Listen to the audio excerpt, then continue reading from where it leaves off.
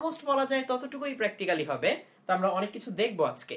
তো আমি ক্লাসটা শুরু করতে যাচ্ছি এবং তোমরা যেটা করতে পারো সেটা হচ্ছে এক্ষুনি কে কোত্থেকে ক্লাস করছো সেটা আমাকে কমেন্টে জানিয়ে দিতে পারো, এবং তার সাথে সাথে অবশ্যই একটা কাজ করতে ভুলবে না, সেটা হচ্ছে এই ক্লাসটা এক্ষুনি শেয়ার করে ফেলো, কারণ ক্লাসের মধ্যে আমরা বেশ কিছু মজার জিনিস করতে যাচ্ছি। আমরা বিভিন্ন রকম তরঙ্গ দেখব, আমরা বিভিন্ন রকম ফ্রিকোয়েন্সির সাউন্ড শুনে তার মধ্যে পার্থক্য করার চেষ্টা করব, এবং একাধিক ফ্রিকোয়েন্সির কাছাকাছি একাধিক ফ্রিকোয়েন্সির সাউন্ড শুনে তার মধ্যে কেমন করে বিট হয় সেই ব্যাপারটা চাক্ষুষ করব। তাহলে দেখো, আমরা তরঙ্গ এবং বিটের উপরে ক্লাসটা শুরু করতে যাচ্ছি। তো প্রথমেই আমরা তরঙ্গ নিয়ে একটু কথা বলি। চলো আমরা তরঙ্গ নিয়ে একটু কথা বলি। তরঙ্গ, তো তরঙ্গ কত রকম? যেমন আলো, আলো কেমন? Electromagnetic wave. আলো হচ্ছে ইলেকট্রোম্যাগনেটিক ওয়েভ। তাহলে ইলেকট্রোম্যাগনেটিক ওয়েভ বা তড়িৎচুম্বক তরঙ্গ নিয়ে আমরা যখন কাজ করব, সেটা সঞ্চালনের জন্য কিন্তু কোনো মাধ্যম দরকার হয় না।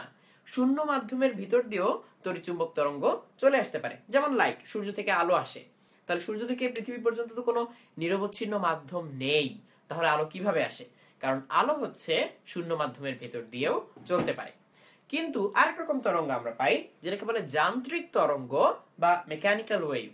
এই মেকানিক্যাল ওয়েভ হচ্ছে নিরবচ্ছিন্ন মাধ্যম ছাড়া, কন্টিনিউয়াস মিডিয়াম ছাড়া সে আসলে চলতে পারে না, ম্যাটেরিয়াল মিডিয়াম দরকার হয়। তেমন কয়েকটা তরঙ্গ হচ্ছে, যেমন শব্দ, এটা হচ্ছে এক ধরনের তরঙ্গ। তাহলে সেটা কিরকম? সেটা যান্ত্রিক তরঙ্গ বা মেকানিক্যাল ওয়েভ। এই মেকানিক্যাল ওয়েভ আবার দুই ভাগে ভাগ করা যায়, আমি সেখান থেকে শুরু করি। একটা হচ্ছে লম্বিক তরঙ্গ। লম্বিক তরঙ্গ, যেমন শব্দ তরঙ্গ একটা লম্বিক তরঙ্গ, এটা হচ্ছে লঙ্গিটিউডিনাল ওয়েভ। আরেকটা হচ্ছে আর তরঙ্গ বা ট্রান্সভার্স ওয়েভ। তাহলে লঙ্গিটিউডিনাল ওয়েভ বা লম্বিক তরঙ্গ আর ট্রান্সভার্স ওয়েভ বা আর তরঙ্গ, এই দুই রকম আমি পাচ্ছি। তার মধ্যে লম্বিক তরঙ্গ যে মিডিয়াম বা মাধ্যমের ভিতর দিয়ে যায়, তার ভিতর দিয়ে সে সংকোচন প্রসারণ এইরকম তৈরি করে করে অগ্রসর হয়। তার একটা উদাহরণ হতে পারে একটা স্প্রিং এর মধ্যে যে ওয়েভ তৈরি হয়। খুব ভালো করে খেয়াল করলে দেখবে, আমি যখন ওয়েভ তৈরি করব তখন স্প্রিং এর বিভিন্ন অংশ সংকুচিত প্রসারিত হচ্ছে। এই দেখো, এটা হচ্ছে আমাদের স্প্রিং। এই দেখো, সংকুচিত প্রসারিত হয়ে একটা তরঙ্গ সঞ্চালিত হয়। তাহলে আমি এটা আবার দেখানোর চেষ্টা করি, খুব সতর্কতার সাথে খেয়াল করো। এই যে আমি ধাক্কা দিলে একটা সংকোচন এক মাথা থেকে আরেক মাথায় চলে যাচ্ছে। আবার দেখো, এই যে সংকোচনটা এক মাথা থেকে আরেক মাথায় চলে যাচ্ছে। তাহলে এটা হচ্ছে লম্বিক তরঙ্গ।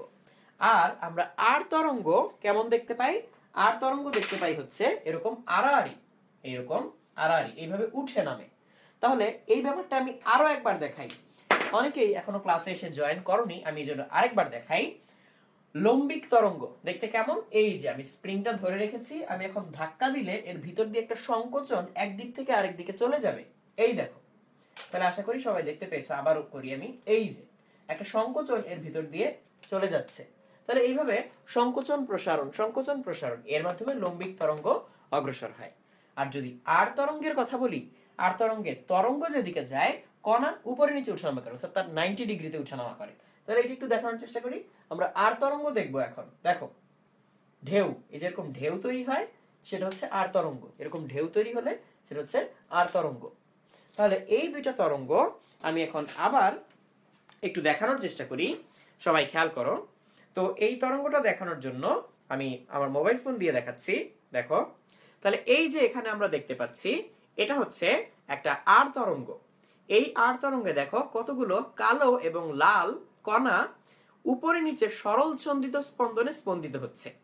তুমি যদি খুব ভালো করে যে কোনো একটা লাল কণার দিকে তাকাও, তাহলে অবশ্যই দেখতে পাবে যে লাল কণাটা উপরে উঠে নিচে নামে, উপরে উঠে নিচে নামে। কিন্তু তোমার কাছে কিন্তু অবশ্যই মনে হচ্ছে যে একটা তরঙ্গ এই পাশ থেকে এই পাশে চলে যাচ্ছে, তাই না? তাহলে তোমার কাছে মনে হচ্ছে যে একটা তরঙ্গ একদিক থেকে আরেক দিকে চলে যাচ্ছে, বাট তুমি ঠিকই দেখতে পাচ্ছ যে কোনো একটা লাল কণার দিকে তাকাও, সেটা শুধু উপরে উঠে নিচে নামে, উপরে উঠে নিচে নামে। তাহলে দেখো, আমি আবার দেখাচ্ছি। এই যে দেখো, এই এই কণাগুলোর মধ্যে লাল তরঙ্গটা উপরে উঠে নিচে নামে, উপরে উঠে নিচে নামে, আর পুরোটা মিলে মনে হচ্ছে যে একদিকে তরঙ্গটা চলে যাচ্ছে। তাহলে তরঙ্গের বেগ কোন দিকে? এদিকে। আর কণার বেগ কোন দিকে? উপরে নিচে, উপরে নিচে।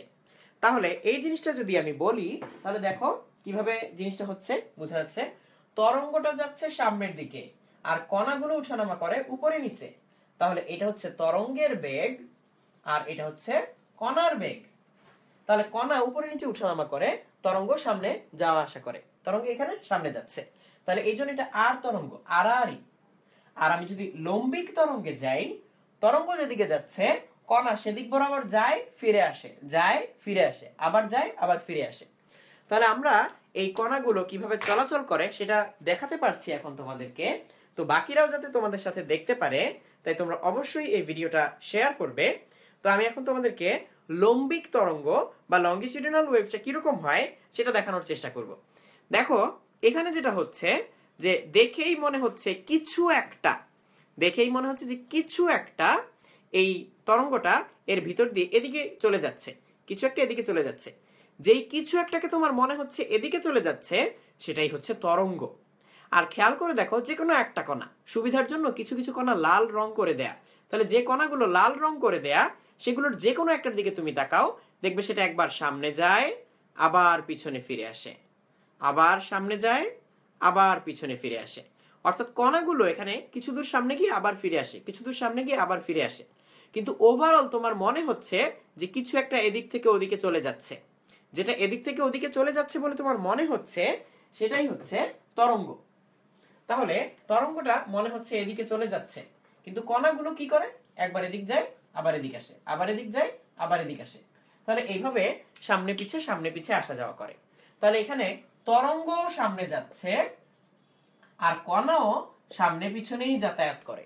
তাহলে ওয়েভ যেদিকে চলাচল করে, পার্টিকেল যদি তার প্যারালালি চলাচল করে, তাহলে সেটা হচ্ছে লম্বিক তরঙ্গ বা লঙ্গিটিউডিনাল ওয়েভ। আর যদি ওয়েভ যেদিকে যাচ্ছে, কণা বা পার্টিকেল তার সাথে পারপেন্ডিকুলারলি বা লম্বভাবে নড়াচড়া করে, তখন সেটা আর তরঙ্গ বা ট্রান্সভার্স ওয়েভ। তাহলে এবার আমি দেখতে যাচ্ছি একটু কে কে তোমরা কমেন্ট করছো আমাদের এখানে, অর্থাৎ কে কে ক্লাসে জয়েন করেছো। আমি দেখতে পাচ্ছি সৈকত, লিমন, রাজ, হাফসা, নিহিন, নীল, তারপর সত্যজিৎ, মতিউর রহমান, মেহেদি, তানজিল, তারপর সিয়াম, তারপর হাসনাত হোসেন, বাবু, মাইনুদ্দিন, রাজ, অমি, ঋতু, শাওন, সুমু, রাব্বি, অমি, নাজাত, রাফাত, তারপর আমি দেখতে পাচ্ছি মুন্না, নূর জান্নাত, সিয়াম, সবুজ, তারপর দেখতে পাচ্ছি জিহাদ হোসেন, তারপর আমি দেখতে পাচ্ছি মতিউর রহমান, তানজিল, তারপর মোহাম্মদ জহির আলম নাইম, আজিন, আবির, জামাল, অমি, তারপর মহিম, আমি দেখতে পাচ্ছি অমি, জিহাদ হোসেন, বুলবুল, লাল সবুজ, নীল ক্যানভাস, রাজ, তারপর ফিরোজ, মমিন শেখ, আমি দেখতে পাচ্ছি আজিন, তারপর অমি, বাবু, আনিসুল হক, সামাদ, তারপর পৃথুলা, শিমুল আহমেদ এবং শেষে সুমাইয়া রহমান, তানাফ এবং আমি দেখতে পাচ্ছি মেহেদি। তোমরা কমেন্ট করেছো। তো যারা যারা অলরেডি কমেন্ট করেছো এবং আমাদের ক্লাসে জয়েন করেছো তাদের সবাইকে অসংখ্য ধন্যবাদ। তো আমরা এরপর আরো মজার কিছু জিনিস করতে যাচ্ছি। তো এই ভিডিওটা ঝটপট শেয়ার করে ফেলো যাতে তোমার বন্ধুরাও তোমাদের সাথে দেখতে পায়। তো আমি গত ক্লাসে একটা প্রশ্ন পেয়েছিলাম, প্রশ্ন না বলা যায় কমেন্ট পেয়েছিলাম, যে পানির কণা, পানির উপরে যে ঢেউ হয়, এই পানির ঢেউয়ের বেগটা কেমন, বা এই ঢেউয়ের জন্য যে তরঙ্গ তৈরি হয় সেই তরঙ্গটা কেমন। তো আমরা এখানে যে ওয়েভগুলো দেখাচ্ছিলাম, ট্রান্সভার্স ওয়েভ এবং লঙ্গিটিউডিনাল ওয়েভ, অর্থাৎ আর তরঙ্গ এবং লম্বিক তরঙ্গ। তো পানির কণার উপরে যে জিনিসটা দেখা যায়, পানির কণার উপরে যে তরঙ্গটা দেখা যায়, সেখানে কেবল একটা তরঙ্গ থাকে না, সেখানে আসলে দুইটা তরঙ্গ থাকে। তাই পানির কণা শুধু উঠে নামে না, সামনে পিছনেও যায়, যার ফলে পানির কণাটা আসলে এমন এমন করতে থাকে। তো আমি এক্ষুনি তোমাদেরকে দেখাচ্ছি, দেখালেই তুমি বুঝতে পারবে যে পানির কণার উপরে তরঙ্গটা কিরকম করে তৈরি হয়। তাহলে দেখো, আশা করি দেখতে পাচ্ছ যে পানির ঢেউ কিভাবে তৈরি হয় সেটা এখানে দেখানো হচ্ছে। এর মধ্যে তোমরা যদি খুব মনোযোগ দিয়ে এই হলুদ রঙের একটা কণা আছে এখানে, এই হলুদ রঙের কণাটাকে দেখো, তাহলে দেখবে এই কণাটার গতি আসলে বৃত্তাকার। বাকি যতগুলো কণা দেখতে পাচ্ছ তাদের গতিও আসলে বৃত্তাকার। এবং এখানে দেখেই বোঝা যাচ্ছে যে একটা পানির মতো ঢেউ, একটা পানি পানি ভাব, অর্থাৎ লিকুইড লিকুইড একটা ভাব চলে আসলো।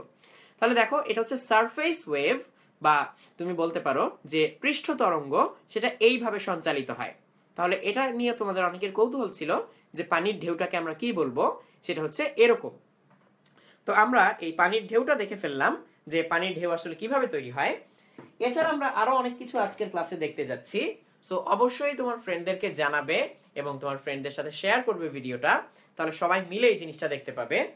তো অলরেডি আরো অনেকে আমাদের ক্লাসে এসে জয়েন করেছো। আমি দেখতে পাচ্ছি সামাদ, বুলবুল, আদনান, তারপর মেহেদি, তারপর আমি দেখতে পাচ্ছি রাজ, সিয়াম, তারপর জামিল মিয়া, সবুজ, জান্নাত, তারপর শান্ত, আজিন, ইমন, তারপর জয়, সবুজ, ফাহিম, ফয়সাল, ইরফান চৌধুরী, নাইম, ঐশী, তারপর নাহিদ হাসান, তারপর আমি দেখতে পাচ্ছি শাকিল, তারপর আমি দেখতে পাচ্ছি রূপম চক্রবর্তী, ফাহিম শাহ। তারপর আমি এর মধ্যে একটা কমেন্ট পেয়েছি রাজের কাছ থেকে, পরবশ কম্পন কি জিনিস। এই পরবশ কম্পনটা আমি এক্ষুনি এক্সপ্লেইন করব তোমাদের সামনে। আমি মনে রাখলাম কাউসার জামাল, সানা, সবুজ, ঋতু, লিমন, সুজা, তারপর শারাত, মুন্না, মাসুম শিকদার, ফিরোজ, তারপর মোহাম্মদ আলমগীর হোসেন, তৌহিদুল ইসলাম, আজিন, জিহাদ হোসেন, সুমাইয়া রহমান, তারপর প্রিয়া, নীল এবং জিহাদ হোসেন। তোমরা সবাই ক্লাসে এসে জয়েন করেছো। তো আমি এর পরবর্তী টপিকে চলে যাই, সেটা হচ্ছে আমাদের অগ্রগামী তরঙ্গ। অগ্রগামী তরঙ্গ, অগ্রগামী তরঙ্গ। এই অগ্রগামী তরঙ্গের সমীকরণ নিয়ে অনেকের প্রবলেম থাকে, যে সমীকরণটা কিভাবে এলো আর কিভাবে আমরা ব্যবহার করব, ম্যাথ গুলো কিভাবে করব, সেটা আমি এখন বলে দিচ্ছি। তো তার আগে একটু ছোট্ট করে পরবশ কম্পন জিনিসটা একটু বলে নিই। পরবশ কম্পন মানে হচ্ছে অন্যের প্রভাবে কম্পিত হওয়া। যেমন ধরো হচ্ছে একটা দোলনাটা দুললো, হ্যাঁ, দোলনাটা দুলতে দুলতে একসময় কি হয়ে যাবে, থেমে যাবে। তুমি চাইলে কি করতে পারো, একটা দোলনা দোলার সময় দোলনাটা যখন দূরে দূরে চলে যাচ্ছে, তখন তুমি তাকে একটা ধাক্কা দিতে পারো। তাহলে দোলনা যেদিকে যেতে যাচ্ছে তুমিও সেদিকে ধাক্কা দিচ্ছ, দোলনা আরো বেশি দূরে যাবে। আবার দোলনা যখন কাছে আসবে তখন তুমি একটা টান দিতে পারো, তাহলে দোলনা আরো বেশি কাছে আসবে। তাহলে এইভাবে অনেক বড় জায়গা নিয়ে দুলতে থাকবে। তাহলে পরবশ কম্পনের মাধ্যমে এখানে কি হচ্ছে, এখানে তোমার অ্যামপ্লিটিউড বা বিস্তার বেড়ে যাচ্ছে। আবার পরবশ কম্পন যদি একই ফ্রিকোয়েন্সিতে না হয়, অর্থাৎ আগে পিছে হয়, তাহলে কিন্তু অ্যামপ্লিটিউড কমে যাবে। যেমন দোলনা দূরে যাওয়ার সময় তুমি টেনে ধরে রাখলে, তাহলে কি হবে, দূরে যেতে পারবে না। আবার দোলনা কাছে আসার সময় তুমি দিলে একটা ধাক্কা, তাহলে কি হবে, কাছেও আসতে পারবে না। তাহলে দূরেও যেতে পারলো না, বেশি কাছেও আসতে পারলো না। দোলনার অ্যামপ্লিটিউড বা বিস্তার কিন্তু আস্তে আস্তে কমে যাবে। তাহলে এইভাবে পরবশ কম্পন যদি একই ফ্রিকোয়েন্সিতে হয়, ইন ফেজ হয়, তাহলে অ্যামপ্লিটিউড বাড়ানো যায়। আর যদি আউট অফ ফেজ হয়, তখন অ্যামপ্লিটিউড আস্তে আস্তে কমে যায়। আর যদি কেউ ঠিক একই ফ্রিকোয়েন্সিতে কম্পনটা ঘটাতে পারো, তখন যে ঘটনাটা ঘটে সেটাকে বলা হয় রেজোনেন্স। রেজোনেন্স বা ঐকতান যখন হয়, তখন হচ্ছে তোমার বিস্তারটা বা অ্যামপ্লিটিউডটা বাড়তে থাকে। তাহলে তোমরা হয়তো অনেকে টিভিতে এই ঘটনা দেখে থাকবে, যে একটা এরকম কাচের গ্লাস থাকে, তার মধ্যে একজন গান গাইতে গাইতে হঠাৎ করে চিৎকার করে, চিৎকারের সাউন্ডে এই গ্লাসটা ভেঙে চৌচির হয়ে যায়, তাই না? তাহলে কিভাবে এরকম সাউন্ড করে গ্লাস ভেঙে ফেলে, কত জোরে চিৎকার করলে এইভাবে গ্লাস ভেঙে যাওয়া সম্ভব? আসলে যতটা না এখানে জোরে চিৎকার করাটা ইম্পর্টেন্ট, তার চেয়ে বেশি ইম্পর্টেন্ট হচ্ছে সঠিক ফ্রিকোয়েন্সিতে চিৎকার করা। অপেরা সিঙ্গাররা কি করে অনেক সময়, যে গান গাওয়া শেষে জোরে একটা চিৎকার করে এরকম করে গ্লাস টাস ভেঙে দেখায়। তো এটা কিভাবে পসিবল? এই গ্লাসের একটা ন্যাচারাল ফ্রিকোয়েন্সি থাকে, ধরা যাক সেই ফ্রিকোয়েন্সিটা হচ্ছে এফ, এবং গ্লাস যেহেতু, সো এই ফ্রিকোয়েন্সিটা ন্যাচারালি অনেক হাই ফ্রিকোয়েন্সি। এখন ধরা যাক একজন অপেরা সিঙ্গার ওই ফ্রিকোয়েন্সিতে সাউন্ড করা শুরু করলো, তাহলে এই গ্লাসের যে ন্যাচারাল ভাইব্রেশন, সেটা বাড়তে বাড়তে বাড়তে বাড়তে এক সময় গ্লাস আর সেটা সহ্য করতে পারবে না এবং ভেঙে চৌচির হয়ে যাবে। তোমরা অনেকেই হয়তো বিভিন্ন কার্টুনে, টিভিতে, টিভি সিরিয়ালে, মুভিতে এই ঘটনা দেখেছো। এটা সত্যি সত্যিই করা যায় এবং অনেকেই এটা করতে পারে, যে চিৎকার করে গ্লাস ভেঙে ফেলা। গ্লাস, তারপর হচ্ছে বাতি, এরকম বাল্ব, এগুলো এগুলো ভেঙে ফেলা যায়, এগুলো এরকম ভেঙে ফেলা যায় যদি সেম ফ্রিকোয়েন্সিতে চিৎকার করা যায়। আরো একটা জিনিস তোমরা জানো, যে বাদ্যযন্ত্র যেগুলো, যেমন তবলা কিংবা হচ্ছে গিটার, এগুলোতে টোকা দিলেই অনেক সাউন্ড হয়। তুমি দেখো তো, তুমি একটা তারকে টান টান করে টোকা দাও তো, দেখো তো এত জোরে সাউন্ড হয় কিনা, কখনো হবে না। তাহলে গিটারে কেন হয়? কারণ গিটারের মধ্যে যে বক্সটা থাকে, যার ভিতরে বাতাসটা থাকে, গিটারের স্ট্রিং এ টোকা দিলে যে সাউন্ডটা হয়, ওইটা হচ্ছে ওই বক্সের ভিতরে গিয়ে রেজোনেন্স তৈরি করে, এই জিনিসটা রিভারবারেট করে, যার ফলে হচ্ছে সাউন্ডটা অনেক জোরালো হয় এবং তুমি শুনতে পাও কানে স্পষ্ট করে। সো এই জিনিসগুলো হচ্ছে মিউজিক থিওরিতে কাজে লাগানো হয়। তো গিটারের ওই বক্সটা যেন তেন ভাবে, যেমন ভাবে ইচ্ছা বানালেই কিন্তু গিটারটা সুন্দরভাবে বাজবে না, এই জিনিসটার উপর অনেক কিছু নির্ভর করে। তাহলে দেখো, আমরা দেখলাম যে রেজোনেন্স বা সেম ফ্রিকোয়েন্সিতে চিৎকার করে অনেক কিছু করে ফেলা সম্ভব। হ্যাঁ, অ্যাকচুয়ালি তুমি হচ্ছে সেম ফ্রিকোয়েন্সিতে চিৎকার করে ঘর বাড়িও ভেঙে ফেলতে পারবে, কিন্তু ওইটার সেম ফ্রিকোয়েন্সিতে তোমাকে চিৎকার করতে হবে। এন্ড ইনাফ এনার্জি তুমি যদি দাও ওই চিৎকারের মধ্যে, তাহলে দেয়াল কিংবা ঘর বাড়ি ভেঙে যাওয়া পসিবল। কিন্তু অত জোরে মানুষ আসলে চিৎকার করতে পারে না, তাই ঘর বাড়ি ভাঙে না, কাজ ভাঙা যায়। তাহলে আমরা হচ্ছে অগ্রগামী তরঙ্গ নিয়ে কথা বলছিলাম, তো এখন আমরা অগ্রগামী তরঙ্গ নিয়ে কথা বলবো। অলরেডি দেখি যে আরো অনেকে কমেন্ট করেছে, আমি দেখতে পাচ্ছি পারভেজ, রুবাইয়াত কবির, তারপর তানাফ, লাল সবুজ সহ আরো অনেকে কমেন্ট করেছে। তাহলে দেখো, আমরা হচ্ছে এখন অগ্রগামী তরঙ্গ নিয়ে কথা বলবো। অগ্রগামী তরঙ্গ মানেই হচ্ছে যে তরঙ্গ আমরা একদিকে যেতে দেখি। একটু আগে আমরা যে তরঙ্গগুলো দেখলাম, আর তরঙ্গ দেখলাম একটা, লম্বিক তরঙ্গ দেখলাম একটা, এরা সবাই একদিকে যায়। যেসব তরঙ্গকে আমরা এরকম একদিকে যেতে দেখি তারা সবাই অগ্রগামী তরঙ্গ। তাহলে এই অগ্রগামী তরঙ্গের সমীকরণটা আমরা আসবো সরল ছন্দিত স্পন্দনের সমীকরণ থেকে। ধরা যাক এখান থেকে একটা তরঙ্গ উৎপন্ন হয়ে এইভাবে সামনে যাচ্ছে, তরঙ্গটা এইভাবে অগ্রসর হচ্ছে, তাহলে এই হচ্ছে তরঙ্গ। তো আমরা এখানে একটা কণা বিবেচনা করব আগে। আর তরঙ্গে কণাগুলো কি করে? উপরে নিচে উঠানামা করে, এরকম এরকম এরকম এরকম করে। তাহলে এরকম এরকম করলে আমরা এটা সমীকরণ পেয়েছিলাম y ইকুয়ালস, কি পেয়েছিলাম আমরা? পেয়েছিলাম y equals a sin omega t, তাই না? এরকম পেয়েছিলাম a sin ওমেগা টি। তাহলে এবার তুমি দেখো, আমরা যদি এখান থেকে x দূরত্বে যাই, আমরা x দূরত্বে গেলাম, এই কণার জন্য কি হবে? এই কণাটার জন্য এই সমীকরণটার কি পরিবর্তন হবে?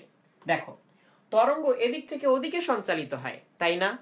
তার মানে প্রথম কণাগুলা প্রথমে আন্দোলিত হওয়া শুরু করবে, তারপর আস্তে আস্তে তরঙ্গ সামনে অগ্রসর হবে। তাহলে এই প্রথম কণার যে দশা, দশা মানে হচ্ছে এই প্রথম কণার সাথে অ্যাসোসিয়েটেড যে চাকাটা, আমরা আগের ক্লাসে বৃত্তাকার গতির সাথে সরল ছন্দিত স্পন্দনের সম্পর্ক দেখিয়ে এই সমীকরণটা প্রতিষ্ঠা করেছিলাম। তাহলে ওই বৃত্তাকার গতির কথা চিন্তা করো। প্রথম কণার জন্য যে বৃত্তাকার গতি, সেটা কি বেশিক্ষণ ধরে চলমান? তাহলে অ্যাঙ্গেল ঘুরলো, আরো অ্যাঙ্গেল ঘুরলো, আরো অ্যাঙ্গেল ঘুরলো, বেশি অ্যাঙ্গেল ঘুরবে সে। আর এই চাকার জন্য যে বৃত্তাকার গতি ছিল অ্যাসোসিয়েটেড, সেটা একটু পরে শুরু হচ্ছে, তাই এটা কম ঘুরবে। তার মানে সোজা বাংলায় বলতে গেলে এই কণার চেয়ে এই কণার দশা হবে কম, কারণ যে আগে শুরু করবে তার জন্য দশা অলরেডি কন্টিনিউয়াস, অলরেডি চলমান, তাহলে দশা বাড়তে থাকবে বাড়তে থাকবে। এই কণাটাতে তরঙ্গ একটু পরে পৌঁছাবে, তাই ওর দশা হবে কম। তাহলে আমরা যদি x দূরত্বের এই কণায় যেতে চাই, তাহলে তার জন্য সমীকরণ হবে y equals a sin omega t minus phi, যেখানে ফাই হচ্ছে দশা পার্থক্য। এবার একটু ঠান্ডা মাথায় চিন্তা করো, একটা কণার মধ্যে এই যে এই অংশগুলোকে আমরা বলি তরঙ্গ চূড়া। একটা তরঙ্গের মধ্যে এই অংশগুলো আমরা বলি তরঙ্গ চূড়া বা ক্রেস্ট, আর এই অংশগুলোকে আমরা বলি তরঙ্গের যে খাজ বা ট্রাফ। তাহলে পরপর দুইটা তরঙ্গ চূড়ায় যাই আমরা, এক চূড়া থেকে আরেক চূড়ার দূরত্ব হচ্ছে ল্যামডা বা তরঙ্গ দৈর্ঘ্য। এই হচ্ছে ল্যামডা বা তরঙ্গ দৈর্ঘ্য। আমরা তো জানি যে এক তরঙ্গ দৈর্ঘ্য পার হতে, অর্থাৎ এক চূড়া থেকে আরেক চূড়ায় যেতে ফেজ ডিফারেন্স বা দশা পার্থক্য কতটুকু হয়? 360 ডিগ্রি, পুরোটা একবার ঘুরে আসে। তার মানে রেডিয়ানে গেলে টুয়াইস পাই। তাহলে একটু এই জিনিসটা আলাদা করে খেয়াল করো, ল্যামডা দূরত্বের কারণে দশা পার্থক্য হয় টুয়াইস পাই। তাহলে বলো তো এক্স দূরত্বের কারণে দশা পার্থক্য কতটুকু হবে? দেখো, এখান থেকে ইউনিটারি মেথডে করি আমরা, ঐকিক নিয়মে। ল্যামডার জন্য টুয়াইস পাই, একের জন্য টুয়াইস পাই বাই ল্যামডা, তাহলে এক্স এর জন্য twice pi by lambda x. তাহলে এইটাই হচ্ছে আমাদের কি হবে? এটাই হচ্ছে আমাদের ফাই। তাহলে এইখানে আমরা এখন মান বসাবো, তাহলে পাবো a sin ওমেগাকে কি লেখা যায়? Twice pi by capital T, এরকম লেখা যায়। বা তুমি টুয়াইস পাই এফ লিখতে পারো, আবার তুমি এফ কে কি লিখতে পারো, ভি বাই ল্যামডা লিখতে পারো। তো আমরা সেটাই লিখি, twice pi v by lambda t minus এই যে এই মানটা বসিয়ে দিই, twice pi by lambda x. এই যে তাহলে এখান থেকে টুয়াইস পাই বাই ল্যামডা বাইরে আনলে হয়ে যায় a sine twice pi by lambda vt minus x. এটাই হচ্ছে এখন একটা তরঙ্গের সমীকরণ। আমরা এখন আর এটাকে কণার সমীকরণ বললাম না, আমরা এটাকেই বললাম তরঙ্গের সমীকরণ। তাহলে এইবার মন দিয়ে শুনো কেন আমি এটাকে তরঙ্গের সমীকরণ বললাম। তার কারণ এই তরঙ্গটার উপরে কণা কিন্তু একটা দুইটা না, অসংখ্য তরঙ্গ অসংখ্য কণা এই তরঙ্গটার উপরে অবস্থিত। তাহলে এই তরঙ্গের উপরে একটা দুইটা কণা না, অনেক অনেক কণা। তাহলে দেখো টি চেঞ্জ করলে কি হয়, টি চেঞ্জ করলে একটা কণার বিভিন্ন সময়কার অবস্থা আমি জানতে পারি। আর এক্স চেঞ্জ করলে কি হয়, এক্স হচ্ছে দূরত্ব, তার মানে সামনের কণায় যেতে পারি, আবার পিছনের কণায় আসতে পারি। এক্স বাড়ালে সামনের কণায় যাব, এক্স কমালে পিছনের কণায় যাব। তাহলে এক্স এর মাধ্যমে আমরা সামনে পিছনের যে কোনো কণায় যেতে পারি, আর টি এর মাধ্যমে ওই কণার যে কোনো সময়ের অবস্থান জানতে পারি। তাহলে একটা তরঙ্গের উপরে যে কোনো কণার যে কোনো সময়ের অবস্থান যেই সমীকরণের মাধ্যমে প্রকাশ করে সেটা একটা তরঙ্গের সমীকরণ। তাহলে এই হচ্ছে আমাদের অগ্রগামী তরঙ্গের সমীকরণ, যেখানে y দিয়ে বোঝায় কণার সরণ, সাম্যাবস্থান থেকে কণার সরণ বা ডিসপ্লেসমেন্ট। ল্যামডা দিয়ে বোঝায় তরঙ্গ দৈর্ঘ্য বা ওয়েভলেংথ। এ দিয়ে বোঝায় অ্যামপ্লিটিউড বা বিস্তার। ভি দিয়ে বোঝায় তরঙ্গের বেগ। খবরদার, এটা কিন্তু কণার বেগ না, এটা হচ্ছে তরঙ্গের বেগ। এই y হচ্ছে সরণ বা ডিসপ্লেসমেন্ট, কোত্থেকে, সাম্যাবস্থান থেকে। আর এই v কে কি বললাম, অবশ্যই তরঙ্গের বেগ, এটা কিন্তু কণার বেগ না। এই তরঙ্গের বেগ নির্ভর করে মিডিয়ামের উপর। যেমন বাতাসের ভিতর দিয়ে শব্দ সঞ্চালিত হচ্ছে, তখন তুমি কথা বলো আর আমি কথা বলি, দুইজনের ফ্রিকোয়েন্সি আলাদা, কিন্তু দুইজনের সাউন্ডের ভেলোসিটি সেম হবে, কারণ মাধ্যমটা সেম। তাই এই ভি বা তরঙ্গ বেগ নির্ভর করে আসলে মাধ্যমের উপর। টি হচ্ছে অতিবাহিত সময়, সবাই জানো।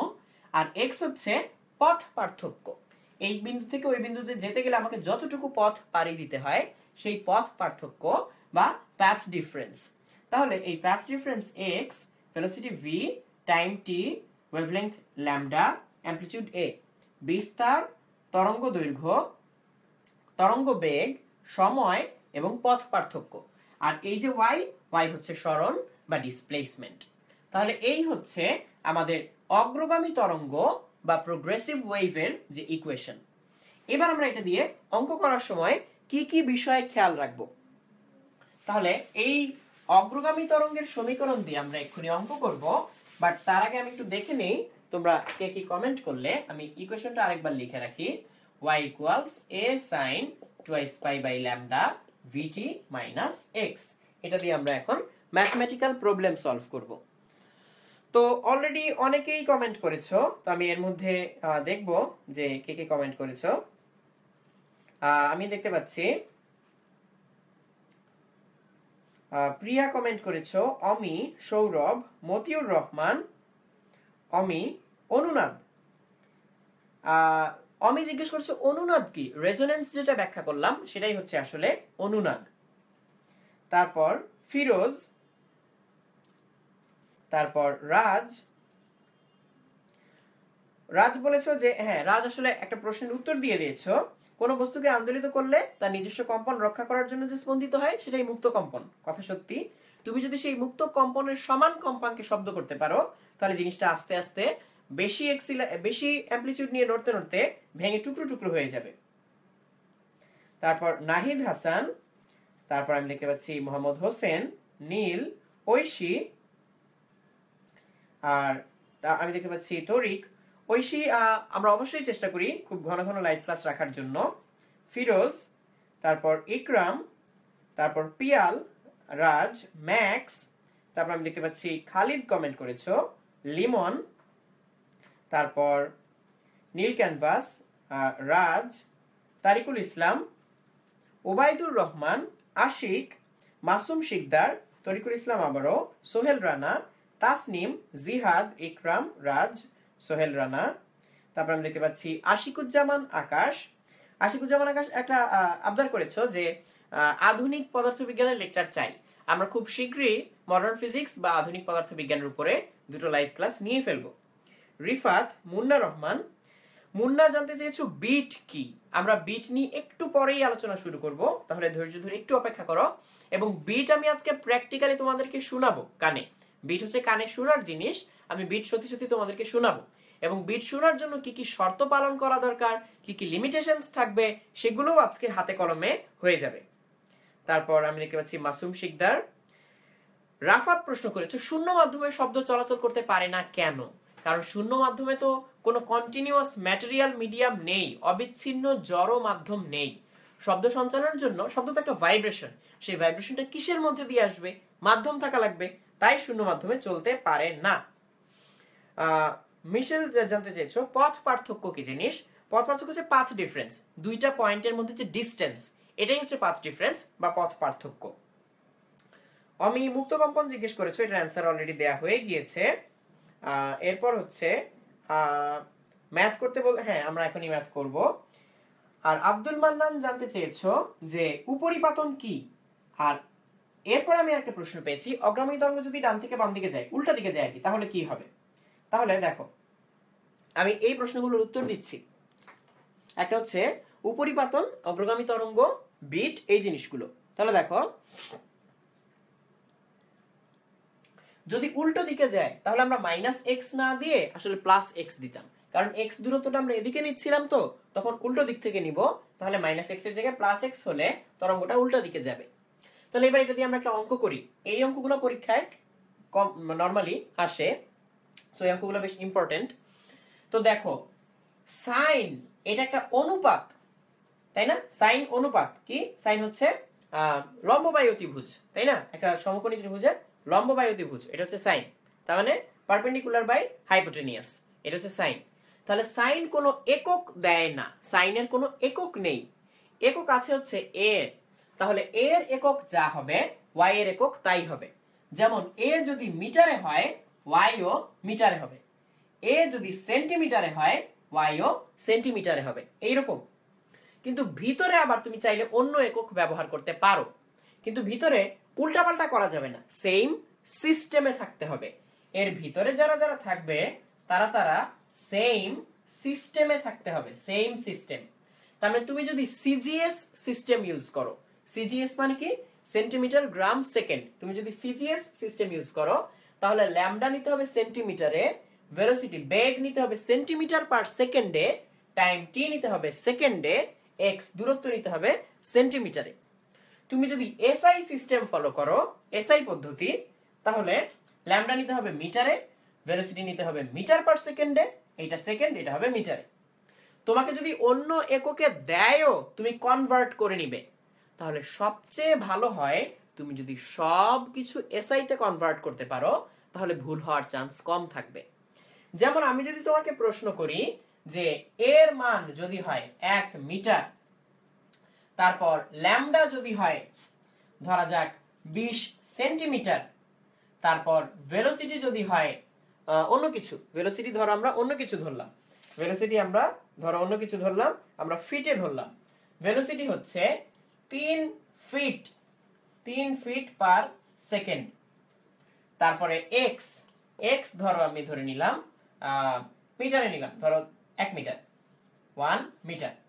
তাহলে ওয়াই কত হবে? দেখো আমি এক এক সিস্টেমে দিলাম, একটা দিলাম হচ্ছে মিটারে, একটা সেন্টিমিটার, একটা ফিট পার সেকেন্ড, একটা মিটারে দিলাম, এরকম। তুমি কি করবে? সবগুলোকে এসআই তে কনভার্ট করে নিয়ে অ্যানসারটা বের করবে।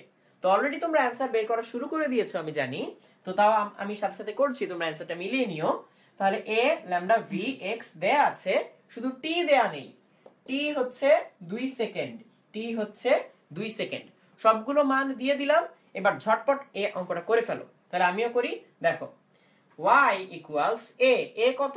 1 মিটার, এটাকে মিটারে রাখলাম। তারপর sine twice pi by lambda. দেখো এখানে কিন্তু টুয়াইস পাই লেখা, এটা কি ছিল? এটা কিন্তু রেডিয়ান ছিল, এটা রেডিয়ান। খবরদার তুমি যদি আবারও ডিগ্রি মোডে যাও তাহলে আবার অ্যান্সার ভুল হবে। এটাকে কিসে নিতে হবে? এটাকে রেডিয়ান মোডে নিতে হবে। সো ক্যালকুলেটর থাকবে হচ্ছে রেডিয়ান মোডে। তাহলে আমি মোডটা চেঞ্জ করে নিচ্ছি, আমি রেডিয়ান মোডে যাচ্ছি। তাহলে রেডিয়ান মোডে গিয়ে ল্যামডা কত বসাবো? 20 সেন্টিমিটার মানে 0.2 মিটার। আর 3 ফিট মানে কত মিটার আমরা একটু বের করে নিই। আমরা হচ্ছে ফিট থেকে মিটারে যাব, তাহলে আমরা হচ্ছে ফিট থেকে মিটারে যাব। তাহলে তোমরা এই জিনিসটা এর মধ্যে হিসাব করে ফেলো যে ফিট থেকে মিটারে গেলে কত হয়। তাহলে আমিও ফিট থেকে মিটারে কনভার্সনটা করে ফেলি। ক্যালকুলেটরে এই কনভার্সনগুলো করা যায়। তাহলে আমি ফিট থেকে মিটারে যাচ্ছি, 3 ফিট থেকে মিটারে গেলাম। 3 ফিট মানে হচ্ছে 0.9144 মিটার। তাহলে সবকিছু কনভার্ট করা হয়ে গেল। এবার আমি মান বসাবো।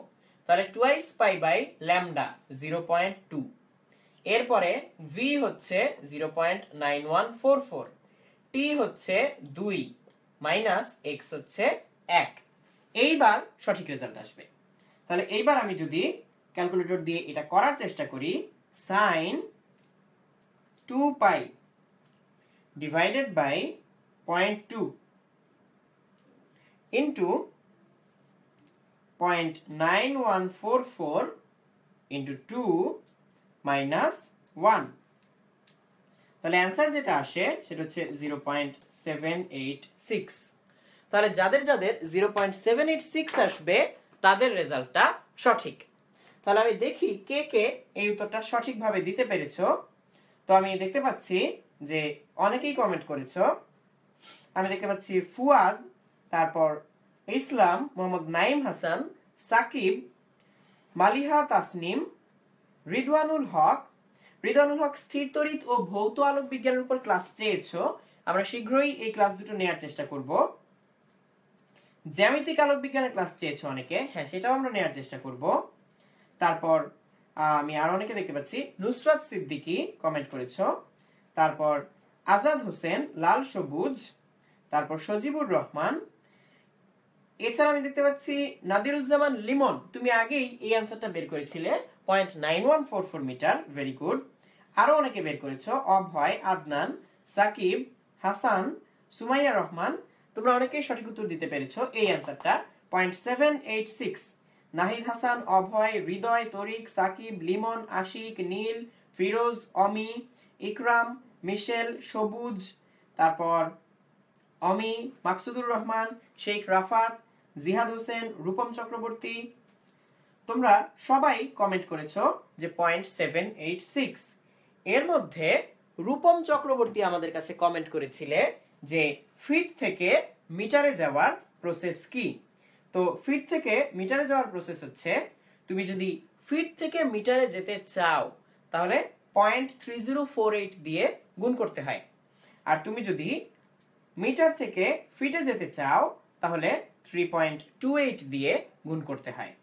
তাহলে ধরো আমি এখানে ফিট থেকে মিটারে যেতে চাচ্ছিলাম, ফিট থেকে মিটারে যেতে চাচ্ছিলাম, ফিট কত? 3 ফিট ছিল। তাহলে এটাকে তুমি যদি মাল্টিপ্লাই করো 0.3048 দিয়ে, তাহলেই হচ্ছে মিটারে পেয়ে যাবে 0.9144। আর যদি তুমি মিটার থেকে ফিটে যেতে চাও তখন হচ্ছে উল্টোটা করা লাগবে। মিটার থেকে ফিটে যেতে চাইলে, মিটার থেকে ফিট, তখন হচ্ছে কি দিয়ে গুণ করা লাগবে? ওই মিটারকে 3.28 দিয়ে গুণ করলেই মিটারে চলে যাবে। তাহলে এইভাবে ফিট থেকে মিটার, মিটার থেকে ফিটে কনভার্ট করা যায়। তাহলে অলরেডি আমরা কিছু অঙ্ক করে ফেললাম এবং এখানে কি বিষয়ে সতর্ক থাকতে হবে সেটাও বুঝে ফেললাম, যে এই ভিতরে সবগুলো আসলে সেম সিস্টেমে থাকতেই হবে, না থাকলে এটা কাজ করবে না। এবারে আমি ওই প্রশ্নটার উত্তরে আসি, উপরিপাতন কাকে বলে? তরঙ্গের উপরিপাতন কাকে বলে? উপরিপাতন হচ্ছে সুপারপজিশন, এটা হচ্ছে দুইটা তরঙ্গ মিলে নতুন একটা তরঙ্গ তৈরি হওয়া, সেটাই হচ্ছে উপরিপাতন। সেটা কেমন হতে পারে দেখো, ধরা যাক এদিক থেকে একটা পালস আসবে, পালস মানে পুরো তরঙ্গ না, জাস্ট একটা ঢেউ, এটা এদিক থেকে আসবে। ধরা যাক এটার উচ্চতা হচ্ছে a, আর এদিক থেকে আরেকটা পালস আসলো, এই পালসের উচ্চতা হচ্ছে b। এই দুইটা যখন একই জায়গায় আসবে তখন দুইটা মিলে আরো উঁচু একটা পালস তৈরি করবে, সেটা হচ্ছে a প্লাস b। আবার যদি এমন হয় একটার উচ্চতা a আর এদিক থেকে আরেকটা আসলো যেটার গভীরতা হচ্ছে -b, তাহলে এই দুইটা পালস মিলে যেটা তৈরি হবে সেটা হচ্ছে a - b। তাহলে এই যে দুইটা তরঙ্গ মিলে নতুন আরেকটা দশা তৈরি হয়, নতুন একটা অস্তিত্ব তৈরি হয়, নতুন তরঙ্গ, এটা হচ্ছে তোমার উপরিপাতন। উপরিপাতন মানে হচ্ছে তরঙ্গগুলো কেউ কাউকে বিনষ্ট করে না, দুইজনে মিলে যতটুকু হওয়া দরকার ছিল ততটুকু হয়। তো এই ঘটনা ঘটার পরে আবার কি হবে? এই ঘটনা ঘটার পরে তরঙ্গগুলো কিন্তু যেদিকে যাচ্ছিল আবার সেদিকে চলে যাবে। যেমন এ এদিকে যাচ্ছিল, এ কিন্তু এখন এদিকে চলেই যাবে। বি এদিকে যাচ্ছিল, বি কিন্তু এখন এদিকে চলেই যাবে, তাতে কোনো সমস্যা হবে না। তারা এক জায়গায় যখন ছিল তখন ডাবল না a প্লাস বি হয়ে গিয়েছিল। তাহলে এই হচ্ছে উপরিপাতন। এটা হচ্ছে ব্যাখ্যা দিয়ে বোঝানো যে উপরিপাতন কিভাবে কাজ করে। তো আমরা সমীকরণ দিয়েও চাইলে উপরিপাতন বুঝতে পারি। যেমন চলো আমরা স্থির তরঙ্গের একটা উদাহরণ দেই। স্থির তরঙ্গে কি হয়, ধরা যাক একটা তরঙ্গ a sin 2π/λ vt - x। এটা কেমন? এই যে একটা তার নিলাম, এই তারের মধ্যে আমরা টোকা দিয়ে এই তরঙ্গটা তৈরি করলাম। তো এই তরঙ্গটা কি এদিকে কি আবার আটকা পড়ে প্রতিফলিত হয়ে ফেরত আসবে না? যদি ফেরত আসে, উল্টা দিক থেকে আসে তরঙ্গটা, তখন তার সমীকরণ হবে a sin 2π/λ vt + x। এবার এই দুইটা তরঙ্গ মিলে যে নতুন তরঙ্গ তৈরি হবে সেটাই হচ্ছে উপরিপাতিত তরঙ্গ বা সুপার ইম্পোজড ওয়েভ, যেটা নতুন রেজাল্টেন্ট ওয়েভ তৈরি হবে, লব্ধি তরঙ্গ। তার সমীকরণ হবে, দেখো এই দুটো যোগ করো, a কমন নিলে হয় twice a sin 2π/λ vt cos 2π/λ x। এইটাই হচ্ছে স্থির তরঙ্গের সমীকরণ। তুমি এই তরঙ্গটাকে সামনে যেতে দেখবা, ওই তরঙ্গটাকে পিছনে আসতে দেখবা, কিন্তু দুইটা যখন মিলে নতুন একটা তরঙ্গ হবে তখন সামনেও যাবে না পিছনেও যাবে না, এক জায়গায় উঠানামা করতে থাকবে। তো স্থির তরঙ্গ দেখতে এমন হয়, এই যে তারটা ছিল, এই তারটা পুরাটা একবার উঠে যায়, পুরাটা একবার নেমে যায়, এরকম ভাবে স্থির তরঙ্গ তৈরি হতে পারে। এছাড়া কিভাবে স্থির তরঙ্গ তৈরি হতে পারে? এছাড়া হচ্ছে এইরকম করে পুরা তরঙ্গটা একবার এরকম থাকতে পারে, তারপরে আবার পুরা তরঙ্গটা, পুরা তারটা এরকম হয়ে যেতে পারে, এরকম এরকম এরকম এরকম। তো এইভাবে তরঙ্গ তৈরি হতে পারে, এগুলো স্থির তরঙ্গ। তো এখন তোমাদের সত্যি সত্যি একটা স্থির তরঙ্গ তৈরি করে দেখাই। জিহান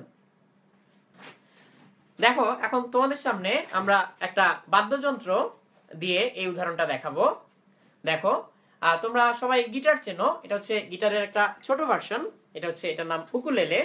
তাহলে এইখানে দেখো অনেকগুলো তার, এখানে অনেকগুলো তার আমি দেখতে পাচ্ছি, 1 2 3 4টা তার, এবং এই তারের দুই পাশে বাঁধা। তাহলে আমি তারে যে কোনো একটা তরঙ্গ তৈরি করলে সেটা ওই পাশে গিয়ে প্রতিফলিত হয়ে ফেরত আসবে, এবং যেহেতু প্রতিফলিত হয়ে ফেরত আসবে একই তরঙ্গ, তাহলে জাস্ট প্রতিফলিত হয়ে ফেরত আসলে এই মাইনাসটা প্লাস হয়ে যায়, দুইটা মিলে এরকম একটা স্থির তরঙ্গ তৈরি হওয়ার কথা। তাহলে এখানে স্থির তরঙ্গ তৈরি হওয়ার মাধ্যমে শব্দ উৎপন্ন হবে, যেমন এই যে এরকম দেখো।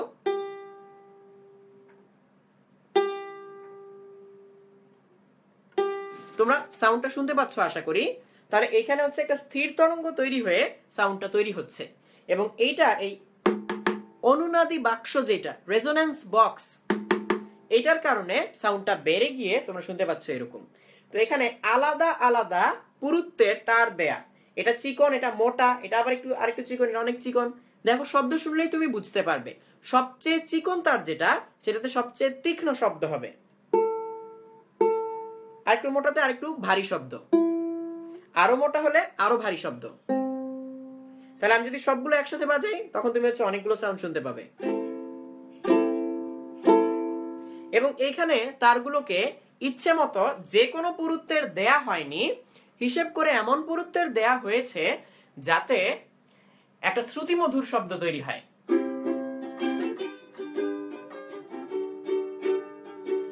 তাহলে দেখলে ম্যাথমেটিক্যাল থিওরি ব্যবহার করে এই মিউজিকে এত কিছু করা হয়। তাহলে এইভাবে আমরা বিভিন্ন বাদ্যযন্ত্রে এই থিওরিগুলোকে কাজে লাগাই। তো আমরা এইমাত্র দেখে ফেললাম যে কিভাবে স্থির তরঙ্গ দিয়ে মানুষ হচ্ছে গিটার তৈরি করে। এছাড়া এই তারওয়ালা যত যন্ত্র, দোতারা বলো, একতারা বলো, সেতার বলো, এরকম বিভিন্ন যন্ত্রে এই স্থির তরঙ্গটা তৈরি হয়। তো এই স্থির তরঙ্গ তৈরি হয়ে আমরা সাউন্ডটা শুনতে পাই। তাহলে আমরা স্থির তরঙ্গের সমীকরণ কিভাবে আসলো উপরিপাতন বা সুপারপজিশনের মাধ্যমে সেটা দেখলাম। তাহলে চলো আমরা এর মধ্যে একটু দেখে ফেলি আরো কে কে আমাদের ক্লাসে এসে জয়েন করেছো। তো আমি দেখতে পাচ্ছি মুন্না রহমান একটা আবদার করেছো, কিন্তু সেটা রাখতে গেলে আসলে ক্লাসে সবাই পালিয়ে যাবে, তো আমি আপাতত করলাম না।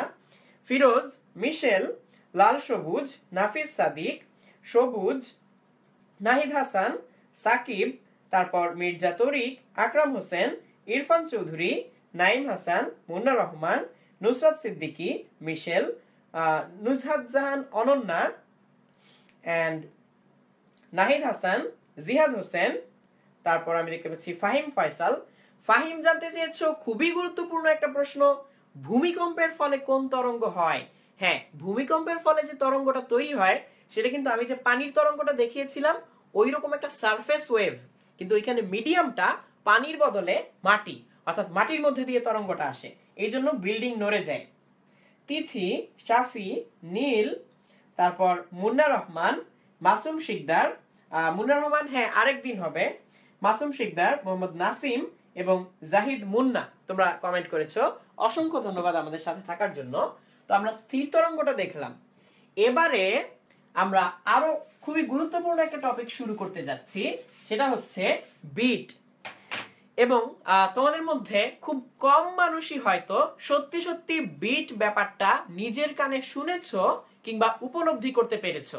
তো আমি আজকে তোমাদেরকে এই পুরো বিটের মেকানিজমটা ব্যাখ্যা করব এবং তোমাদেরকে কানে শুনতে সাহায্য করব।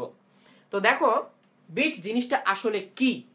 বিট জিনিসটা হচ্ছে, ধরা যাক দুইটা সুর শলাকা হচ্ছে টিউনিং ফর্ক, এরকম দুইটা কাটা থাকে, তোমরা অনেকেই হয়তো দেখেছো বা কেউ কেউ হয়তো দেখোনি, বা তুমি চাইলে গুগলে সার্চ দিয়ে ছবি দেখতে পারো যে সুর শলাকা কেমন, টিউনিং ফর্ক। এটাতে বাড়ি দিলে টিং করে একটা সাউন্ড হয়, একটা নির্দিষ্ট ফ্রিকোয়েন্সি। ধরা যাক এই সুর শলাকার ফ্রিকোয়েন্সি হচ্ছে 505 হার্টজ। তাহলে 505 হার্টজ কেমন হয় আমি তোমাদেরকে একটু শোনাতে চাই। 505 হার্টজের একটা সাউন্ড আমি তোমাদেরকে শোনাতে চাই। তাহলে এর জন্য আমি একটা কাজ করব, সেটা হচ্ছে আমি একটা ফ্রিকোয়েন্সি জেনারেটর ইউজ করব এবং তার সাহায্যে আমি 505 হার্টজ একটা সাউন্ড তৈরি করে তোমাদেরকে শোনাবো। তাহলে দেখো আমি এখন 505 হার্টজের একটা সাউন্ড করতে যাচ্ছি, একটাই ফ্রিকোয়েন্সি যেহেতু, তাই একটা না একঘেয়ে একটা সাউন্ড হবে। সবাই কান পেতে খেয়াল করো, আমি এখন 505 হার্টজ বাজাচ্ছি। সবাই কি শুনতে পাচ্ছ? এটা এখন যে সাউন্ডটা হচ্ছে এটা হচ্ছে 505 হার্টজ, 505 হার্টজ। তাহলে এটা ছিল আমাদের 505 হার্টজ সাউন্ড। এবারে আমি আরেকটা সাউন্ড তোমাদেরকে শোনাতে যাচ্ছি, সেটা হচ্ছে 506 হার্টজ। আমি এখন তোমাদেরকে 506 হার্টজ শোনাবো, কিন্তু 505 আর 506 এই দুইয়ের মধ্যে পার্থক্য কিন্তু খুবই কম। তুমি কানে শুনে আসলে খুব বেশি আলাদা করতে পারবে না, কারণ 505 আর 506 এর মধ্যে পার্থক্য মাত্র 1 হার্টজ। তাহলে আমি এখন 506 হার্টজ সাউন্ডটা বাজাচ্ছি, তুমি কানে শুনে আলাদা করতে পারবে না, আগেই বলে দিচ্ছি। দেখো আমি 506 হার্টজ বাজাচ্ছি এখন, সেই একই সাউন্ড, কানে শুনে আলাদা করার কোনো উপায় নেই। 506 হার্টজ এরকম, আর 505 হার্টজ হচ্ছে এরকম। আমি এখন 505 হার্টজ বাজাচ্ছি আবার, একটু খেয়াল করো। এইমাত্র তোমরা যে সাউন্ডটা শুনলে একটু আগে, সেটা হচ্ছে 506 হার্টজ, আর এখন আমি তোমাদেরকে শোনাবো 505 হার্টজ। তাহলে এই দেখো 505 হার্টজ এখন বাজবে, এই যে এটা হচ্ছে 505 আর এটা হচ্ছে 506। তেমন কোনো পার্থক্য নেই, কিন্তু এই দুইটা সাউন্ড দিয়ে বেশ মজার একটা কাজ করা যাবে, সেটা হচ্ছে বিট। তাহলে দেখো আমি আরেকটা সুর শলাকা নিচ্ছি, যেটা হচ্ছে 506 হার্টজ। তাহলে আমরা এখন বিট নিয়ে এক্সপেরিমেন্ট করতে যাচ্ছি, এবং তোমরা অলরেডি শুনে ফেলেছো যে আমাদের হাতে এই দুইটা ফ্রিকোয়েন্সি অলরেডি আছে, 505 এবং 506 হার্টজ। তো আমরা এখন এই দুইটা ফ্রিকোয়েন্সি বাজিয়ে বিট তৈরি করব। তার আগে আমরা বিটের ব্যাপারটা একটু ব্যাখ্যা করে নিই। তা আমি এটা আরেকটু নিচে লিখি। দেখো এটা হচ্ছে দুইটা টিউনিং ফর্ক, এটা দুইটা টিউনিং ফর্ক, দুইটা সুর শলাকা, 505 হার্টজ এবং 506 হার্টজ। মানে এই শলাকাগুলো সেকেন্ডে কয়বার কাঁপে? একটা 505 বার, একটা 506 বার। এবার দেখো আমরা বিটের জন্য কি করব, এটার একটা ইকুয়েশন ধরে নিই। ধরো y1 সেটা হচ্ছে a sin 2 pi f1t, f1 হচ্ছে 505 ফ্রিকোয়েন্সি। আর এটার জন্য আমরা একটা ধরে নেই y2 equals a sin 2 pi f2t, f2 হচ্ছে 506 হার্টজ। দুইটা মিলে যখন সাউন্ড হবে তখন যে সাউন্ডটা তৈরি হবে সেটা হচ্ছে দুটো যোগ করো, twice a sin twice pi t f1 plus f2 by 2 cos twice pi t f1 এবং f2 এর ডিফারেন্স ডিভাইডেড বাই 2। তাহলে এই যে নতুন একটা সমীকরণ পেলাম তার দিকে তাকাও। নতুন সমীকরণটায় এই যে f1 plus f2 by 2 এই জিনিসটা কি? এই দুইটা ফ্রিকোয়েন্সির গড় বা এভারেজ, তাই না? এই দুইটা ফ্রিকোয়েন্সির গড় বা এভারেজ। তাহলে এভারেজ ফ্রিকোয়েন্সি কত? 505 আর 506, 505.5, 505.5। তাহলে এই দুইটা একসাথে বাজালে তুমি কানে শুনবে এইটা, তুমি কানে শুনবে এইটা, কিন্তু এই সাউন্ডটা কনস্ট্যান্ট থাকবে না। দেখো এখানে আরেকটা পার্ট বাকি আছে এখনো, cos twice pi t f1 এবং f2 এর পার্থক্য, মানে তুমি f1 মাইনাস f2 ও লিখতে পারো, f2 মাইনাস f1 ও লিখতে পারো, ডিভাইডেড বাই 2। তাহলে এই যে পার্থক্যটা দিয়ে কি বুঝায়? এই পার্থক্যটা দিয়ে বুঝায় এই সাউন্ডটা সেকেন্ডে এতবার বাড়বে কমবে, বাড়বে কমবে। এই যে সাউন্ডটা বাড়া কমা এটাই হচ্ছে বিট। তাহলে যদি তোমাদের সাথে তোমাদের বন্ধুদেরকেও বিট শোনাতে চাও, এক্ষুনি ভিডিওটা শেয়ার করে ফেলো আর কমেন্টে আমাদেরকে ফিডব্যাক জানাও যে তোমাদের বিট শুনে কেমন মনে হচ্ছে। তাহলে এক্ষুনি আমি বিটটা তোমাদেরকে শোনাবো, তার আগে বলে দেই কি ঘটবে। 505 আমি আবার শোনাবো, 506 আমি আবার শোনাবো। এরপর দুইটা একসাথে বাজালে তুমি 505 ও শুনবে না, তুমি 506 ও শুনবে না, তুমি শুনবে হচ্ছে 505.5 এইটা শুনবে তুমি। আর সাউন্ডটা বাড়বে কমবে হচ্ছে পার্থক্যের সমান বার। তাহলে পার্থক্যের সমান মানে হচ্ছে দুইটার পার্থক্য কত? 1। তাহলে সেকেন্ডে একবার সাউন্ড বাড়বে একবার কমবে, একবার বাড়বে একবার কমবে। যাদের যাদের এইটুকু বুঝতে সমস্যা হচ্ছে যে আমরা এই সমীকরণটা কোত্থেকে পেলাম এন্ড এই সমীকরণটা কোত্থেকে পেলাম তাদেরকে একটু বলে দেই। a কমন নিলে হয় sin c plus sin d, এইটুকুকে আমরা ধরে নিলাম c আর এইটুকুকে ধরে নিলাম d। তাহলে আমাদের ফর্মুলা কি? a কমন নিলে থাকে sin c plus sin d, তাহলে twice sin c plus d by 2 cos c minus d by 2। এইভাবে আমরা এই সমীকরণটা পেলাম। আর বিটের সঙ্গে আমি বলেছি যে দুইটা কাছাকাছি ফ্রিকোয়েন্সির সাউন্ড একসাথে বাজালে সাউন্ডটাকে সেকেন্ডে যতবার বাড়তে কমতে শোনা যায় ওইটাকে বলে বিট। যেমন এখানে পার্থক্য কত? 1। তাহলে শব্দটা সেকেন্ডে একবার বাড়বে কমবে, তাহলে এই 1 এটাই হচ্ছে আমাদের বিট। তাহলে এইবার আমি তোমাদেরকে শোনাতে যাচ্ছি, তাহলে সবাই কান পেতে খেয়াল করো। আমি প্রথমে বাজাবো হচ্ছে 505। তাহলে দেখো আমি 505 বাজাচ্ছি। এখন হচ্ছে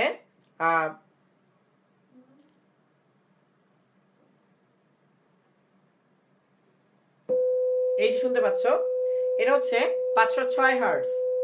তাহলে আমি এক কাজ করি, আমি যে কোনো একটা বাজাই, লেফট আমার যে স্পিকার সেটা আমি বাজাচ্ছি, একটা ফ্রিকোয়েন্সি শুনতে পাচ্ছ। এবার আমি অন্য ফ্রিকোয়েন্সিটা বাজাই, তাহলে আমাদের দুইটা ফ্রিকোয়েন্সি এখানে। তাহলে দেখো আমি 505টা তোমাদেরকে আরেকবার একটু বাজিয়ে শোনাই। দেখো কানে শুনে দুইটার মধ্যে তেমন কোনো পার্থক্য করা যাবে না, কিন্তু দুইটা একসাথে বাজালে তোমরা বিট শুনতে পাবে। So ready? 505 এখন দেখো এই হচ্ছে 505। এইবার হচ্ছে 506। এবার আমরা 506 বাজাবো।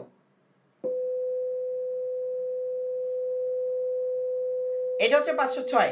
এবার একসাথে বাজাবো, এবার দুইটা একসাথে বাজাবো। দেখো, রেডি? একসাথে বাজাবো, খেয়াল করবে সাউন্ডটা কয়বার বাড়ে কমে, সেকেন্ডে কয়বার বাড়ে কমে। শুনো,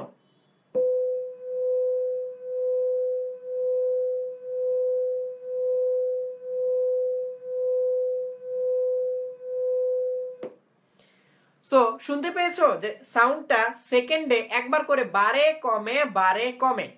এই সাউন্ডের ভলিউম কন্ট্রোল কিন্তু আমার হাতে নেই। ভলিউম কিভাবে কন্ট্রোল হচ্ছে? আপনা আপনি এর মাধ্যমে। সেকেন্ডে যে পার্থক্য যত, ততবার বাড়বে কমবে বাড়বে কমবে। তাহলে আমি আরো একবার তোমাদেরকে বিটটা একটু শুনিয়ে দেই যে 505 আর 506 একসাথে বাজলে যে বিট হয়।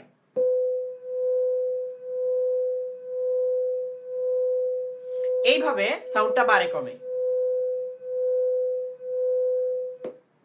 তাহলে যারা যারা আগে বিট শুনোনি তারা আজকে বিটটা শুনে ফেললে।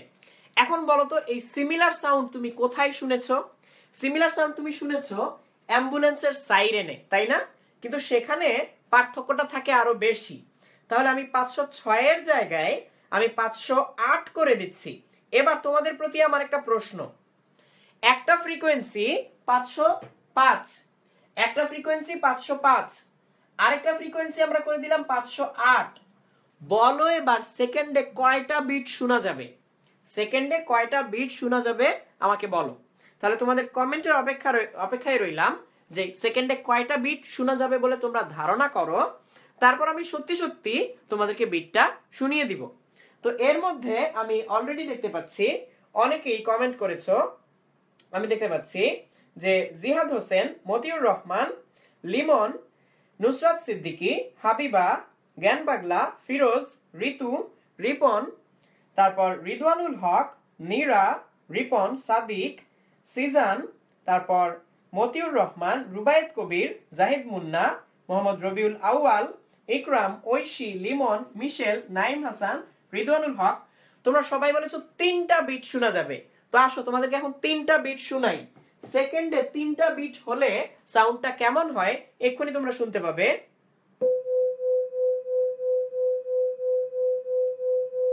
এই হচ্ছে সেকেন্ডে 3টা বিট। তাহলে বলো, মানুষের পক্ষে সেকেন্ডে সর্বোচ্চ কয়টা বিট শোনা পসিবল? অ্যাকচুয়ালি 10টার কাছাকাছি হলে আর বিট আমরা শুনতে পাবো না, কারণ যে কোনো সাউন্ড আমাদের কানে 0.1 সেকেন্ড থেকে যায়। তাহলে সেকেন্ডে যদি 10টার বেশি শব্দ আলাদাভাবে আসে আমরা কেউই শুনবো না। তাহলে চলো আবার আমরা 3টা বিট শুনি, এরপর আমি বিটের সংখ্যা 10-এর চেয়ে বেশি বাড়িয়ে দিব, তখন দেখবো আসলে আলাদা করে বিট শুনি কিনা। তাহলে 3টা বিট আবার শুনি। 3টা বিট শুনতে পাচ্ছ?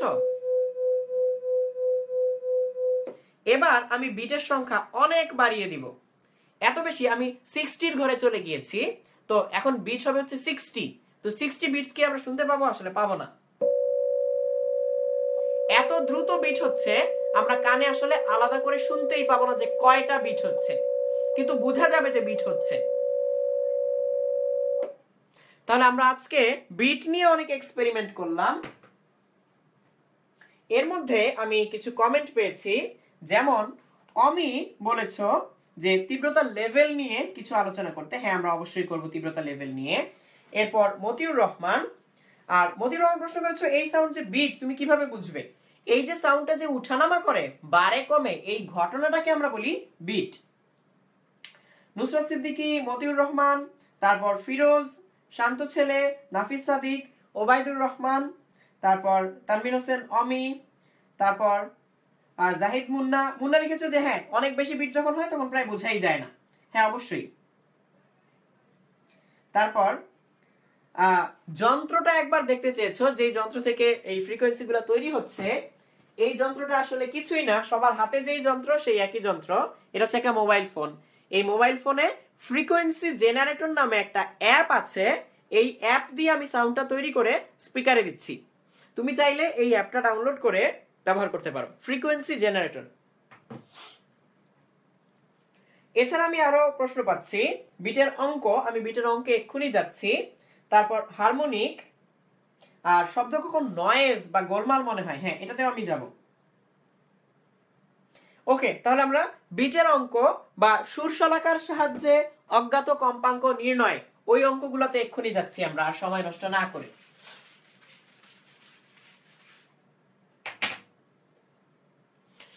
তাহলে দেখো, সুরশলাকার সাহায্যে অজানা কম্পাঙ্ক নির্ণয় এই টপিকটা আমি শুরু করতে যাচ্ছি। সো শিগগিরই যারা এখনো এটা শেয়ার করোনি ভিডিওটা, তারা অবশ্যই শেয়ার করে ফেলো, তাহলে সবাই মিলে একসাথে দেখতে পাবে এবং পরে এই ধরনের অঙ্ক নিয়ে তোমরা আলোচনাও করতে পারবে। তাহলে এবারে আমি একটা প্রশ্ন সেট করি। আগে প্রশ্নটা এখানে লিখি। দুইটি শলাকা 5টি বিট তৈরি করে। দুইটি শলাকা 5টি বিট তৈরি করে। একটির কম্পাঙ্ক 500 হার্টজ,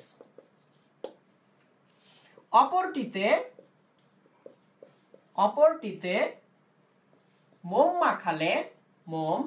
মাখালে বিট কমে। তাহলে অজানা কম্পাঙ্কটা কত? এই হচ্ছে আমাদের প্রশ্ন। দুইটি শলাকা 5টি বিট তৈরি করে, একটির কম্পাঙ্ক 500 হার্টজ, অপরটিতে মোম মাখালে বিট কমে। এই ধরনের অঙ্কগুলো আমরা একটা সেম অ্যাপ্রোচ ফলো করে করব। তাহলে দেখো আমাদের অ্যাপ্রোচটা কি হবে। আমরা প্রথমে নিচ থেকে উপরের দিকে ফ্রিকোয়েন্সি অ্যাক্সিস নিব। তার মধ্যে জানা কম্পাঙ্ক কোনটা? এই যে দেখো, এটা হচ্ছে জানাটা একটা দাগ দিয়ে লিখে ফেলবো 500 হার্টজ। এবার কি করব দেখো, অজানাটার সাথে ও কয়টা বিট তৈরি করত? 5টা বিট তৈরি করত, তাই না? 5টা বিট তৈরি করত। তাহলে পার্থক্য কত? 5। পার্থক্য হচ্ছে 5। তাহলে 5 তো বেশিও হতে পারে, 5 কমও হতে পারে। 495। তার মানে এই দুইটা হচ্ছে আমাদের সন্দেহভাজন কম্পাঙ্ক, সাসপেক্টেড ফ্রিকোয়েন্সি যেটা। তাহলে আমরা এই অ্যান্টিসিপেট করলাম যে ফ্রিকোয়েন্সি দুইটা 505 হতে পারে আর 495 হতে পারে, এর যে কোনো একটা হবে। এইবার আসো পরের কথাটায় যাই। মোম মাখালে কি হয়?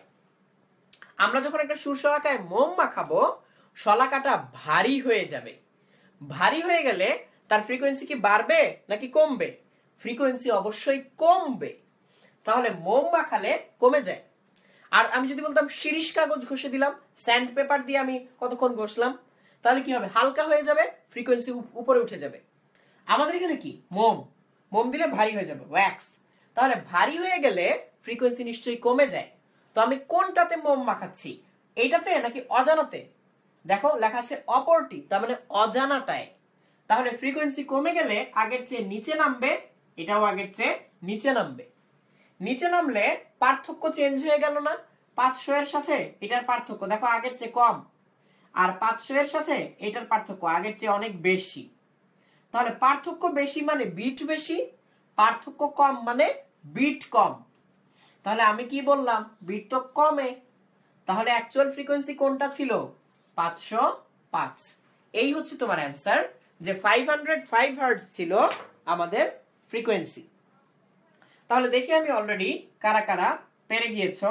অলরেডি অনেকেই পেরে গিয়েছো, আমি দেখতে পাচ্ছি। অনেকে আনসার দিয়েছো। শান্ত, তারপর আমি দেখতে পাচ্ছি তহিফ, মতিউর রহমান, লিমন, সাইফ, নাইম হাসান, নাহিদ হাসান, আউয়াল, তারপর ওবায়দুর রহমান, অনন্যা, শরফুদ্দিন, নীল, নুসরাত সিদ্দিকী, আব্দুল্লাহ সাকিব, তারপর নুজহাত জাহান অনন্যা, লিমন, তারপর আলমগীর হোসেন, তানজিল, অনন্যা, মতিউর রহমান, সাইফ, তারপর মুন্না রহমান, ইকরাম, সাকিব, ইয়াসিন আরাফাত, নাসিম, শফিক, অমি। অনেকে আনসার দিয়েছো 505। তাহলে আমি এটা একটু আরেকবার এক্সপ্লেইন করি। 500 ছিল আমাদের জানা ফ্রিকোয়েন্সি, বিট তৈরি করে 5টা, তার মানে 5 বেশি বা 5 কম, তাই 505 বা 495। এইবার যেটা অজানা সেটাতে মোম মাখানোর ফলে ফ্রিকোয়েন্সি কমে যায়, তাহলে এই যে নিচে দাগ দিলাম। তাহলে এটার সাথে পার্থক্য কমে, এটার সাথে পার্থক্য বাড়ে।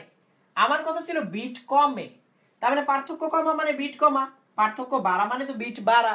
তাহলে পার্থক্য যেখানে কমবে সেটাই আমাদের সঠিক উত্তর, 505। তাহলে এই ছিল বিটের এই অঙ্কগুলো কিভাবে করতে হয়। এবার আমি তোমাদেরকে একটা অঙ্ক করতে দেই, তোমরা করে আমাকে বলবে যে উত্তর কি হয়। আমি এইটা সেম রাখলাম, এটা হচ্ছে 4 আর এই 500টা সেম রাখলাম, তাহলে এই 500 সেম রাখলাম, এই হচ্ছে 500 হার্টজ। আর বিট তৈরি করে কয়টা? 4টা।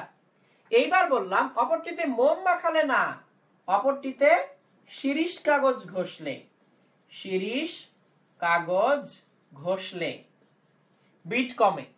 এইবার তোমরা আমাকে বলো যে অজানা ফ্রিকোয়েন্সি কত। প্রশ্নটা ছিল জানাটা 500, তাই এঁকে ফেললাম। 4টা বিট তৈরি করে, তাহলে উপরে কত হবে? 504, নিচে কত হবে? 496। এবারে তুমি আমাকে বলো যে শিরিষ কাগজ ঘষলে বিট কমে, তাহলে অজানা ফ্রিকোয়েন্সি কোনটা? এই হচ্ছে তোমার প্রশ্ন। তাহলে শিরিষ কাগজ ঘষলে তো ফ্রিকোয়েন্সি বাড়ে, তাই না? বাড়লে উপরে দাগ, উপরে দাগ। তাহলে এর সাথে পার্থক্য কি? আগের চেয়ে বাড়লো, এর সাথে পার্থক্য আগের চেয়ে কমলো। তাহলে আমি তো বললাম বিট কমে, তাহলে এইটা হচ্ছে তোমাদের অ্যান্সার। তাহলে অলরেডি আমি দেখতে পাচ্ছি অনেকেই অ্যান্সার দিয়েছো যে 496। তাহলে আমি দেখতে পাচ্ছি লিমন, অনন্যা, তানজিল, কৌশিক, অমি, রশিদ, সাকিব, ওবাইদুর রহমান, অনন্যা, অমি, মোহাম্মদ নাইম হাসান, মতিউর রহমান, অমি, তোমরা সবাই অ্যান্সার দিয়েছো 496 হার্টজ। আচ্ছা, ভর বাড়ানো বা কমানোর পর যদি বিট গণনা করা না যায় তাহলে তুমি এমন কত করতেই পারবে না। যদি বিট গণনাই করতে না পারো তাহলে আসলে অ্যাকচুয়ালি করা যাবে না। তাহলে যারা যারা সঠিক উত্তর দিয়েছো অর্থাৎ 496, তাদেরকে অসংখ্য ধন্যবাদ। এবার আমি অন্য একটা প্রশ্নের উত্তর দেই, সেটা হচ্ছে হারমোনিক কি জিনিস। ধরা যাক আমার হাতে একটা ফ্রিকোয়েন্সি আছে 5 হার্টজ, এছাড়া আমি আরেকটা ফ্রিকোয়েন্সি তৈরি করলাম 7, তারপর আরেকটা তৈরি করলাম 10। তাহলে কি কি ছিল? 5, 7, 10। সবচেয়ে কম কোনটা? 5। এটাকে বলবো আমরা মূল সুর বা ফান্ডামেন্টাল ফ্রিকোয়েন্সি। বাকি দুইটাকে বলবো উপসুর বা ওভারটোন। তার মধ্যে দেখো 7 কি 5 এর গুণিতক মাল্টিপল? না। 10 কি 5 এর মাল্টিপল? হ্যাঁ, 10 হচ্ছে 5 এর দ্বিগুণ, পূর্ণ গুণিতক। তাহলে এই 10 হবে 5 এর হারমোনিক বা সমমেল। কত নাম্বার হারমোনিক? 5 কে 2 দিয়ে গুণ করলে পাওয়া যায় 10, তাহলে 10 হবে 5 এর দ্বিতীয় সমমেল। এইটা যদি বুঝে থাকো যত গুণ হবে আর কি তত সমমেল। তাহলে তুমি বলো তো 20 5 এর কততম সমমেল হবে? 20 5 এর কততম সমমেল হবে?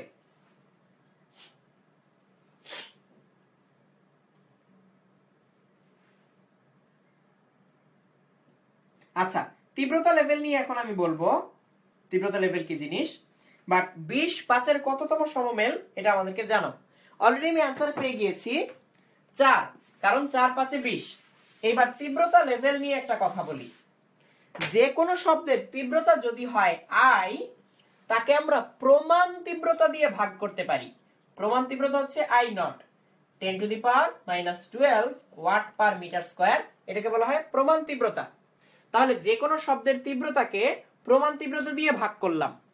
এইবার এটাকে যদি আমরা লগারিদমিক স্কেলে নিয়ে যাই তাহলে এই যে যেটা পাচ্ছি সেটাই হচ্ছে তীব্রতা লেভেল, এবং এটার একক হচ্ছে বেল।